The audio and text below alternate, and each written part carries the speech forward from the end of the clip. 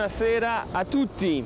Alors rassurez-vous, ce n'est pas un Alp Express masqué que je vous propose ce soir, davantage un Alp Express sous contrôle respiratoire tout de même, car ici, à Turin, le bilan 2015 de la qualité de l'air fait apparaître une nouvelle fois la capitale du Piémont comme étant l'une des villes les plus polluées de la péninsule. Mais il y a pire, un récent rapport de l'Agence européenne pour l'environnement montre que l'Italie est le pays d'Europe où l'on meurt le plus de la pollution atmosphérique. Pour un peu, en ces temps de pic de pollution, le service du professeur Pellegrino en deviendrait presque le dernier salon turinois où l'on cause, où l'on parle smog et surtout de ses effets sur la santé. Grâce à cet examen, nous pouvons voir à quel point les bronches de nos patients sont dégagées ou non.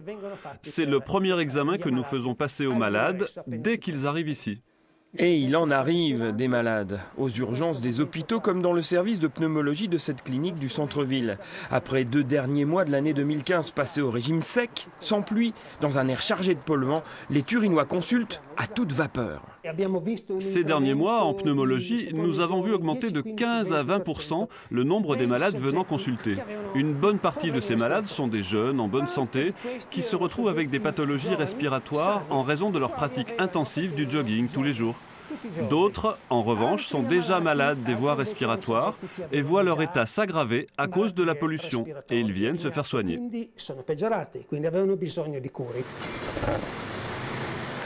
Se faire soigner quand il n'est pas déjà trop tard. En Italie, près de 60 000 personnes meurent prématurément chaque année des effets de la pollution atmosphérique. À Turin, on sait déjà que si les journées rouges continuent, comme à la fin de l'an dernier, en 2020, ce sont plus de 2300 piémontais qui mourront des poussières fines des pots d'échappement, 140 de la pollution à l'ozone et 300 à force d'inhaler le dioxyde d'azote des chauffages notamment. Un bilan macabre, conséquence directe de l'accumulation de ces giorni cattivi, ces jours mauvais, comme on dit chez les soldats de l'ARPA, les casques bleus de l'air du Piémont. Un jour mauvais pour nous, cela veut dire un jour où l'on dépasse les niveaux autorisés de concentration de polluants. En 2015, il y a eu beaucoup plus de jours mauvais que les 35 autorisés par la loi. Nous en sommes pour 2015 à plus du double, avec près de 70 sur l'année. Un cas turinois qui est loin d'être isolé. Tout le nord italien, Milan, Venise et même la petite ville piémontaise d'Alexandrie refont les niveaux des normes européennes en rouge, toujours. Vous voyez, Turin est ici, à l'extrémité de la plaine du Pô, dans une situation d'encerclement par les Alpes qui maintient cette brume de pollution au-dessus de la ville. En cas de pic, comme c'est le cas maintenant, cette configuration empêche tout changement d'air, tout renouvellement de l'atmosphère. Dans ce cadre, noir comme un pot d'échappement, des efforts ont pourtant été faits. Un Vélib turinois installé aux 4 coins de la cité. Une zone à trafic limité instaurée dans l'hypercentre-ville. Mais la capitale italienne de l'automobile a beau avoir perdu la plupart de ses usines, ses habitants aiment encore beaucoup leur voiture, trop au goût de certains. Vous pouvez constater par vous-même ici, tout est fait dans cette ville en fonction de l'automobile. Même les nouvelles voies de circulation perpétuent la tradition du tout-voiture. Alors qu'au contraire, le moment est venu de changer notre logiciel sur le déplacement en ville. On nous dit qu'il n'y a plus d'argent dans les caisses, mais le peu qu'il reste, qu'on le dépense bien au moins. Sinon, on n'en finira jamais avec la pollution. Alors, Turin, Pékin, même combat? À plus ou moins long terme, nos voisins turinois sont-ils, oui ou non, condamnés au masque anti-pollution?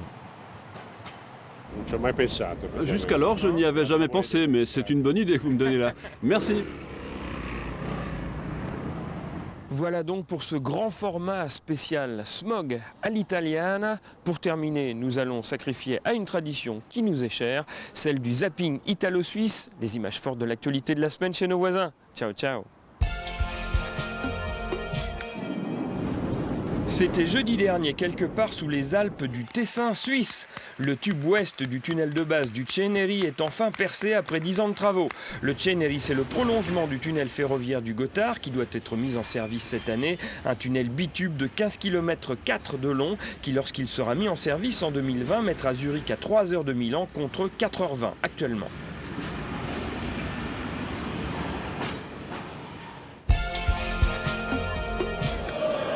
Des paniers comme celui que vous allez voir, même les Harlem Globetrotters n'en mettent pas tous les jours.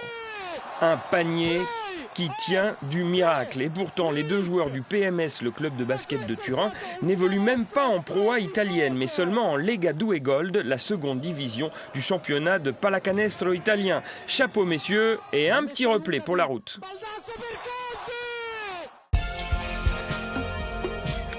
Iconoclaste ou avant-gardiste, le directeur de l'office du tourisme de Charmey dans le canton de Fribourg. Il faudrait abandonner le ski pour concentrer l'activité de la station sur l'été, avait-il osé déclarer dans une interview à un quotidien local.